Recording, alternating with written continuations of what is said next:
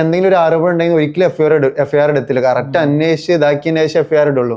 പക്ഷെ നമ്മൾ വ്യക്തമായിട്ടുള്ള കാര്യങ്ങൾ കാണിച്ചതിന്റെ പുറത്താണ് അവർ എഫ്ഐആർ ഇട്ടത്. അല്ലെങ്കിൽ ഈ വീഡിയോ നിങ്ങളുടെ എങ്ങനെ കിട്ടിയത്? ഈ വീഡിയോ എന്റെ അടുത്ത് അവളെ ഐക്ലോഡ് ഉണ്ട്, പാസ്വേഡ് എന്റെ കയ്യിലുണ്ടായിരുന്നു. അങ്ങനെ കിട്ടിയായിരുന്നു. അങ്ങനെയാണ് ഒരുവിധമുള്ള കാര്യങ്ങളൊക്കെ കിട്ടി. പക്ഷെ ഇപ്പോ ഞാൻ ഒഴിവാക്കി. കാരണം എനിക്ക് തന്നെ കണ്ടിട്ട് തകർന്ന്. ഇനി അതുകൊണ്ട് തന്നെ അവളെ ഇതിലോട്ട് പോവാത്ത. ഇത് കഴിഞ്ഞ ശേഷം ഓൾ എന്റെ റൂമിലോട്ട് വന്നിട്ടുണ്ട്, എനിക്ക് അങ്ങനെ ചെയ്യാൻ തോന്നുന്നുണ്ട്, എനിക്ക് ഇങ്ങനെ ചെയ്യാൻ തോന്നുന്നുണ്ട് എന്നൊക്കെ പറഞ്ഞിട്ടുണ്ട്. പക്ഷെ ഞാൻ അത് പോവാത്ത എനിക്ക് എന്തെങ്കിലും അസുഖം പകരുമെന്ന് വിചാരിച്ചിട്ട് അവള് എല്ലാ വീട്ടിലും പറഞ്ഞു എനിക്ക് HIV. ഞാൻ എന്ത് ചെയ്ത് ഇവളെ HIV ആണെന്ന് പറഞ്ഞതിന്റെ ടെസ്റ്റ് ഞാൻ എടുത്ത്, പിന്നെ ഡ്രഗ്സ് യൂസ് ചെയ്യണുള്ള അതിന്റെ ടെസ്റ്റ് കൊടുത്ത്, എല്ലാ ടെസ്റ്റ് കൊടുത്തിട്ടുണ്ട്. ഒന്നും ഞാൻ മാറ്റി വെച്ചിട്ടില്ല. അവള് പറഞ്ഞ എന്തൊക്കെ കാര്യങ്ങൾ അത് മൊത്തം ടെസ്റ്റ് എടുത്ത് വെച്ചു. ഇവളെ ടെസ്റ്റിന് വേണ്ടി വിളിച്ചു. 10 മണിക്ക് എനിക്ക് വരാൻ പറ്റുമോ, ഇനി 10 മണിക്ക് വരണമെങ്കിൽ നാളെ വരാൻ പറ്റുമോ? മനാസിന് ഇവളും വിളിച്ചു. ഇവരാരും വരുന്നില്ല.